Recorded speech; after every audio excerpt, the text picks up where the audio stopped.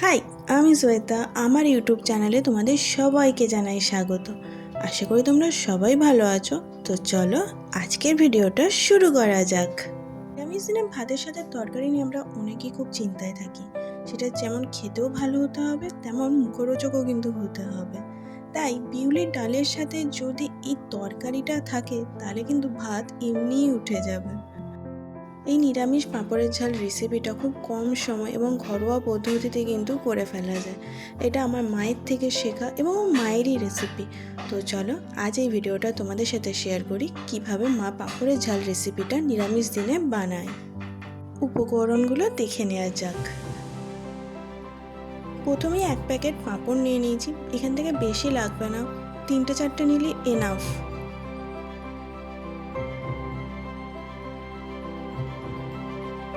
এবার ডুবো ডুবো করে আলুগুলো কেটে নিতে হবে। তারপর রসুন এবং 2টো কাঁচা লঙ্কা নিতে হবে। এবার প্রথমে কড়াইতে তেলটা গরম করে পাঁপড়গুলোকে কিন্তু ভালো করে ভেজে নিতে হবে। পাঁপড়গুলো খুব ভালো করে না ভাজলেও কিন্তু হবে, নর্মালি ভেজে নিলেই হবে।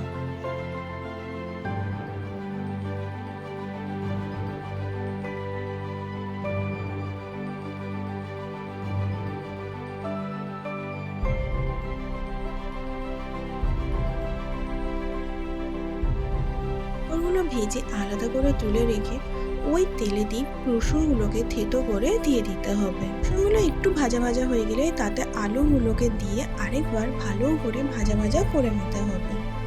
আলুগুলো একটু ভাজা ভাজা হয়ে গেলে এতে পরিমাণ মতন হলুদ গুঁড়ো দিয়ে দেবো। হলুদ গুঁড়ো দিয়ে মশলাটাকে ভালো করে আলুর সাথে কিন্তু ভাজা ভাজা করে নিতে হবে, যাতে মশলার গন্ধটা না আসে। আলুটা ভাজা ভাজা হয়ে গেলে এবার অল্প অল্প করে জল দিতে হবে, যাতে আলুটা ভালোভাবে সেদ্ধ হয়।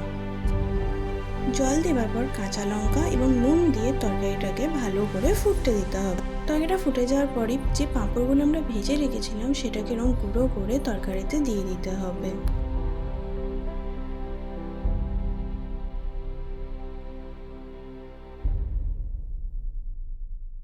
পাঁপড়গুলোকে তরকারির সাথে ভালো করে মিক্সড করে নিয়ে কিছুক্ষণ ফুটতে দিলেই কিন্তু রেডি আমাদের আজকে পাঁপড়ের ঝাল রেসিপি। সেদিন আমরা তরকারিতে সোয়াবিনও দিয়েছিলাম, তোমরা কিন্তু চাইলে সোয়াবিনও দিতে পারো।